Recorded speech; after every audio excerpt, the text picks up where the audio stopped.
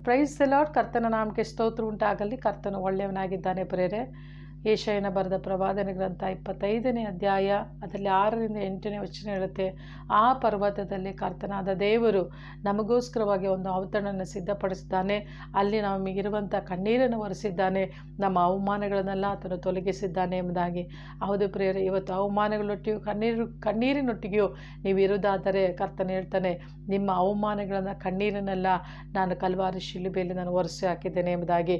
ಆದರೆ ಇವತ್ತಿನ ದೇವರ ವಾಕ್ಯದಲ್ಲಿ ನಾವು ನೋಡ್ತೇವೆ, 2ನೇ ಸಮುವೇಲ 9ನೇ ಅಧ್ಯಾಯದಲ್ಲಿ ನಾವು ನೋಡ್ತೇವೆ, ದಾವೀದನು ಬಂದು ಚೀಬನಿಗೆ ಕೇಳ್ತಾನೆ, ಸೌಲನ ಮನೆಯಲ್ಲಿ ಯಾರಾದರೂ ಉಳಿದಿದ್ದಾರಾ, ನಾನು ಅವರಿಗೆ ದಯೆ ತೋರಿಸಬೇಕೆಂಬುದಾಗಿ ಇದ್ದೇನೆ ಅಂತ ಹೇಳುವಾಗ ಚೀಬನು ಹೇಳ್ತಾನೆ, ಮಾಕೀರನ ಮನೆಯಲ್ಲಿ ಯೋನಾತನನ ಮಗನಾದಂಥ ಮೆಫೀಬೋಶೆತನು ಅಲ್ಲಿದ್ದಾನೆ ಎಂಬುದಾಗಿ. ಅವನು 2 ಕಾಲಿಲ್ಲದವನಾಗಿದ್ದಾನೆ ಅಂತ ಹೇಳಿದಾಗ ಅರಸನು ದೂತರನ್ನು ಕಳಿಸಿ ಅವನನ್ನು ಕರೆ ಕಳಿಸ್ತಾನೆ ಪ್ರೇರೆ.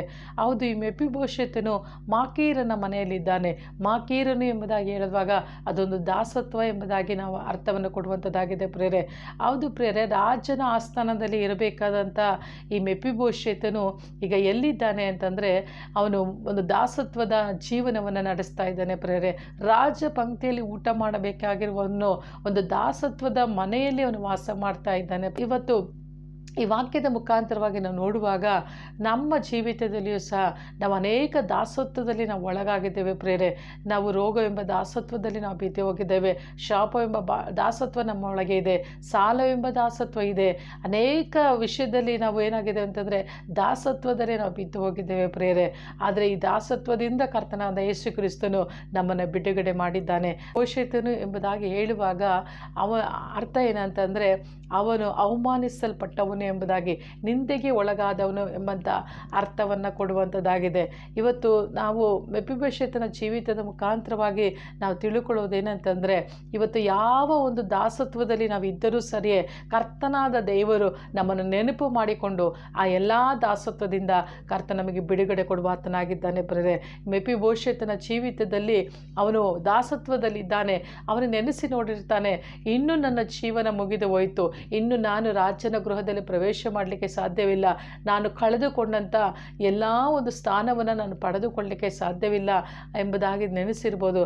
ಅವನು ಅಂದುಕೊಂಡಿರ್ತಾನೆ, ನನ್ನ ಕಥೆಯನ್ನು ಮುಗಿದು ಹೋಯಿತು, ಪುನಃ ನನಗೆ ಏನಂತಂದರೆ ರಾಜ್ಯ ಪಂಕ್ತಿಯಲ್ಲಿ ಕುಳಿತು ಊಟ ಮಾಡುವಂಥ ಯೋಗ್ಯತೆ ನನಗೆ ಸಿಗುವುದಿಲ್ಲ ಎಂಬುದಾಗಿ ನೆನೆಸಿರ್ತಾನೆ ಪ್ರೇರೆ.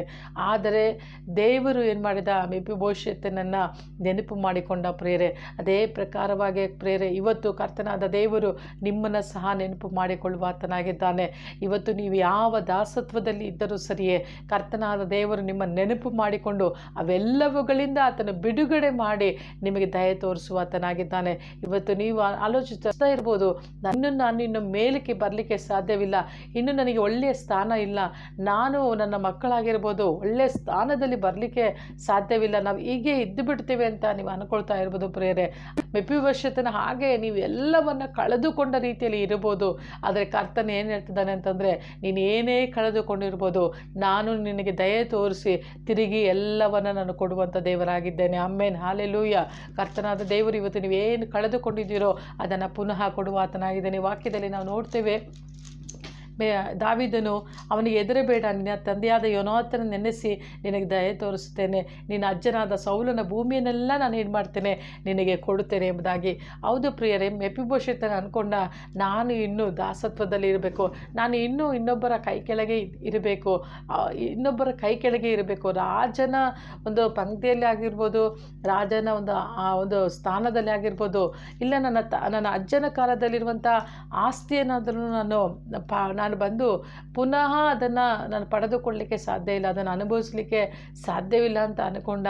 ಆದರೆ ಇಲ್ಲಿ ವಾಕ್ಯ ಹೇಳ್ತಿದೆ, ದಾವೀದನು ಬಂದು ಮೆಫೀಬೋಶೆತನಿಗೆ ಸೌಲನ ಒಂದು ಏನಂತಂದರೆ ಆಸ್ತಿಯನ್ನು, ಅವನ ಭೂಮಿಯನ್ನು ಮೆಫೀಬೋಶೆತನಿಗೆ ಕೊಡುವುದನ್ನು ನಾವು ನೋಡ್ತೇವೆ ಪ್ರೇರೆ. ಮತ್ತು 2 ಕಾಲು ಕುಂಟನಾಗಿದ್ದಾನೆ. ವ್ಯವಸಾಯ ಮಾಡಲಿಕ್ಕೂ ಸಹ ಇವನ ಒಳಗೆ ಸಾಮರ್ಥ್ಯ ಇಲ್ಲ.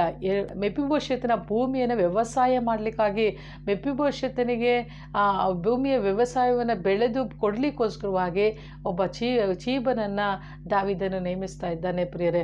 ಹೌದು, ದಾವೀದನು ಹೇಳಿದ ಪ್ರಕಾರವಾಗಿ ಚೀಬನು ಮಾಡಿದನು ಎಂಬುದಾಗಿ ದೇವರ ವಾಕ್ಯದಲ್ಲಿ ಬರೆಯಲ್ಪಟ್ಟಿದೆ.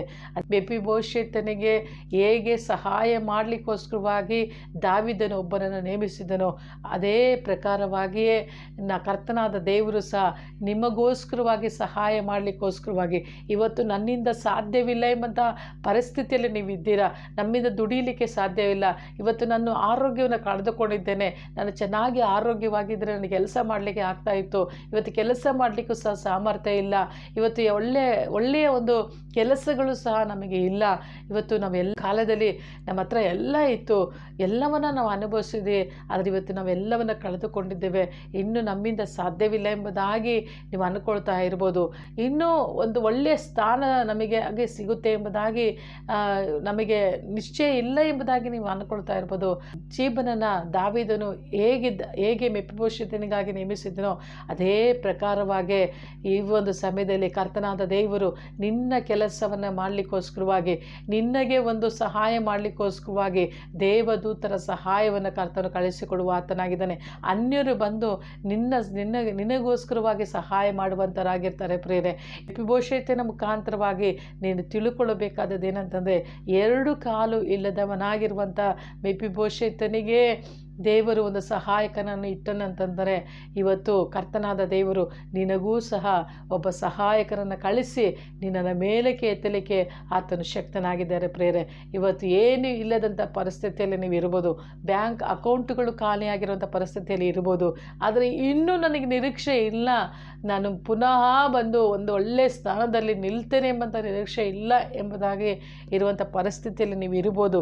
ಆದರೆ ಕರ್ತನು ಹೇಳ್ತಾನೆ, ನಿನಗೆ ಸಹಾಯ ಮಾಡಲಿಕ್ಕೋಸ್ಕರವಾಗಿ ನನ್ನ ದೂತರನ್ನು ನಿನ್ನ ಮುಂದೆ ಕಳಿಸ್ತೇನೆ ಎಂಬುದಾಗಿ. ಹೌದು ಪ್ರಿಯರೇ, ಇವತ್ತು ಪರಿಶುದ್ಧ ಪಂಕ್ತಿಯಲ್ಲಿ ಕರ್ತನಾದ ದೇವರು ನಿಮಗೆ ದಯೆ ತೋರಿಸುವ ಆತನಾಗಿದ್ದಾನೆ. ನಿನ್ನ ಒಂದು ಕುಟುಂಬದಲ್ಲಿ ನೀನು ಏನನ್ನು ಕಳೆದುಕೊಂಡಿದೆಯೋ ಅವೆಲ್ಲವನ್ನು ಪುನಃ ಆತನು ಅದನ್ನು ನಿರ್ಮಿಸುವ ಆತನಾಗಿದ್ದಾನೆ, ಪುನಃ ಅದನ್ನು ಕೊಡುವ ಆತನಾಗಿದ್ದಾನೆ. ನೀನು ಕಳೆದುಕೊಂಡಂಥ ಸಂತೋಷ, ನೀನು ಕಳೆದುಕೊಂಡಂಥ ನೆಮ್ಮದಿಯನ್ನು ಕರ್ತನು ಪುನಃ ಕೊಡುವ ಆತನಾಗಿದ್ದಾನೆ.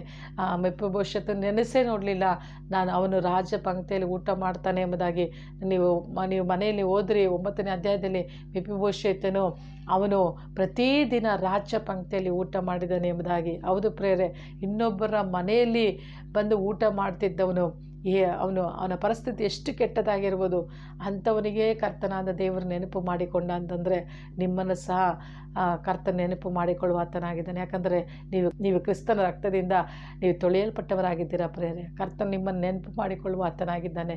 ಕರ್ತನ ಯಾವತ್ತಿಗೂ ನಿಮ್ಮನ್ನು ಮರೆತು ಹೋಗುವುದಿಲ್ಲ, ಖಂಡಿತವಾಗಿ ನೆನಪು ಮಾಡಿಕೊಂಡು ನಿಮ್ಮನ್ನು ಕರ್ತನ ಮೇಲೆ ಕೆತ್ತುವ ಆತನಾಗಿದ್ದಾನೆ. ನಿಮ್ಮ ಪರಿಸ್ಥಿತಿಗಳು ಹೇಗೆ ಇರ್ಬೋದು, ಆದರೆ ಪರಿಶುದ್ಧ ಪಂಕ್ತಿಯಲ್ಲಿ ನೀವು ಕೈ ಹಾಕುವಾಗ ಹೇಳ್ರಿ, ಕರ್ತನೆ ಮೆಫಿಬೋಶೆತನನ್ನು ನೆನಪು ಮಾಡಿಕೊಂಡಿಲ್ಲ ಸ್ವಾಮಿ, ನಮ್ಮನ್ನು ಸಹ ನೆನಪು ಮಾಡಿಕೊ. ನಾವು ಈಗ ಇರುವಂಥ ಪರಿಸ್ಥಿತಿಯಿಂದ ಕರ್ತನೆ, ಕಠಿಣವಾದಂಥ ಪರಿಸ್ಥಿತಿಯಲ್ಲಿ ನಾವು ಹಾದು ಹೋಗ್ತಾ ಇದ್ದೇವೆ ಸ್ವಾಮಿ, ಯಾರೂ ಸಹ ನಮಗೆ ಸಹಾಯ ಮಾಡಲಿಕ್ಕೆ ಆಗ್ತಾಯಿಲ್ಲ, ಅಂಥ ಒಂದು ಪರಿಸ್ಥಿತಿಯಲ್ಲಿ ಇದ್ದೇವೆ ಸ್ವಾಮಿ. ನಾವು ಯಾರ ಬಳಿಯಲ್ಲೂ ಸಹ ಹೇಳಿಕೊಳ್ಳಲಿಕ್ಕೆ ಆಗ್ತಾಯಿಲ್ಲ ನಮ್ಮ ಪರಿಸ್ಥಿತಿ ಹೇಗಿದೆ ಎಂಬುದಾಗಿ. ಇಂಥ ಒಂದು ಪರಿಸ್ಥಿತಿಯನ್ನು ನಾದು ಹೋಗ್ತಾ ಇದ್ದೇನೆ. ಆದರೆ ಕರ್ತನೆ, ನನಗೆ ನೀನು ಕನಿಕರಿಸ್ರಿ. ಮೆಫಿಬೋಶೆತನ ನೆನಪು ಮಾಡಿಕೊಂಡಾಗೆ ನನ್ನನ್ನು ನೆನಪು ಮಾಡಿಕೊಂಡು ನನಗೆ ಒಂದು ಉತ್ತಮವಾದಂಥ ಸ್ಥಾನವನ್ನು ಕೊಡಿ ಎಂಬುದಾಗಿ ನೀವು ಕೇಳಿ ಪರಿಶುದ್ಧ ಪಂಕ್ತಿಯಲ್ಲಿ ಪಾಲ್ಗೊಳ್ಳುವಾಗ ಕರ್ತನಾದ ದೇವರು ಖಂಡಿತವಾಗಿಯೂ ನಿಮ್ಮನ್ನು ಮೇಲೆ ಕೆತ್ತುವ ಆತನಾಗಿದ್ದಾನೆ ಪ್ರೇರೆ. ಈ ಒಂದು ಸಮಯದಲ್ಲಿ ಇದು ಒಳ್ಳೆಯ ಕ್ಷಣವಾಗಿದೆ, ಇದು ಒಳ್ಳೆಯ ಸಮಯವಾಗಿದೆ. ನಿಮ್ಮನ್ನು ನೀವೇ ಕರ್ತನಿಗೆ ಒಪ್ಪಿಸಿಕೊಡ್ರಿ, ನನ್ನೊಟ್ಟಿಗೆ ಸೇರಿ ಪ್ರಾರ್ಥನೆ ಮಾಡಿರಿ. ಕರ್ತನೇ, ನಿನ್ನ ನಾಮಕ್ಕಾಗಿ ಸ್ತೋತ್ರ. ಈ ವಾಕ್ಯವನ್ನು ಕೇಳ್ತಿರುವಂಥ ನಿನ್ನ ಮಕ್ಕಳಿಗಾಗಿ ಸ್ತೋತ್ರ ಸ್ವಾಮಿ. ಮೆಫಿಬೋಶೆತನಿಗೆ ಹೇಗೆ ನೀನು ದಯೆ ತೋರಿಸಿದೆಯೋ ಅದೇ ಪ್ರಕಾರವಾಗಿ ನಿನ್ನ ಮಕ್ಕಳಿಗೆ ನೀನು ದಯೆ ತೋರಿಸಿ ಕರ್ತನೆ ಉತ್ತಮ ಸ್ಥಾನದಲ್ಲಿ ನಿನ್ನ ಮಕ್ಕಳನ್ನು ನಿಲ್ಲಿಸಬೇಕಾಗಿ ಕೇಳಿಕೊಡ್ತೇನೆ. ಎಲ್ಲಿ ಕರ್ತನೆ ಅವರು ಖಾಲಿಯಾದಂಥ ಪರಿಸ್ಥಿತಿಯಲ್ಲಿ ಇದ್ದಾರೋ, ಇನ್ನೂ ಕರ್ತನೆ ನನ್ನಿಂದ ಸಾಧ್ಯವಿಲ್ಲ ಎಂಬಂಥ ಪರಿಸ್ಥಿತಿಯಲ್ಲಿ ಕರ್ತನೆ ಯಾರು ಕುಳಿತಿದ್ದಾರೋ ಸ್ವಾಮಿ, ಅನೇಕ ಮಕ್ಕಳು ಕರ್ತನೆ ತಮ್ಮ ನಿರೀಕ್ಷೆಯನ್ನು ಕಳೆದುಕೊಂಡವರಾಗಿ ಕರ್ತನೆ ಸುಸೈಡ್ ಮಾಡಿಕೊಳ್ಳಬೇಕೆಂಬುದಾಗಿ ಕರ್ತನೆ ಆತ್ಮಹತ್ಯೆ ಮಾಡಿಕೊಳ್ಳಬೇಕೆಂಬುದಾಗಿ ಪ್ರಯತ್ನಿಸುತ್ತಾ ಅನೇಕರು ಕುಗ್ಗಿ ಹೋಗಿದ್ದಾರೆ ಸ್ವಾಮಿ. ಅಪ್ಪ ಅಂತೆಲ್ಲ ಮಕ್ಕಳನ್ನು ಕನಿಕರಿಸ್ರಿ ಸ್ವಾಮಿ. ಅಪ್ಪ ಅಂತೆಲ್ಲ ಮಕ್ಕಳನ್ನು ಕನಿಕರಿಸ್ರಿ. ನಿಮ್ಮ ದಯೆ ತೋರಿಸಿ ಕರ್ತನೆ ಅವರನ್ನು ನಿನ್ನ ಮೇಲೆ ಕೆತ್ತಬೇಕಾಗಿ ಕೇಳಿಕೊಡ್ತೇನೆಪ್ಪ. ಎಲ್ಲ ಮಹಿಮೆನ ನಿನಗೆ ಸಲ್ಲಿಸ್ತೇನೆ. ಯೇಸುವಿನ ನಾಮದಲ್ಲಿ ಪ್ರಾರ್ಥಿಸ್ತೇವೆ ತಂದೆಯೇ, ಆಮೇನ್. ಕರ್ತನ ತಾನೇ ನಿಮ್ಮನ್ನು ಆಶೀರ್ವಾದ ಮಾಡಲಿ ಪ್ರಿಯರೇ. God bless you.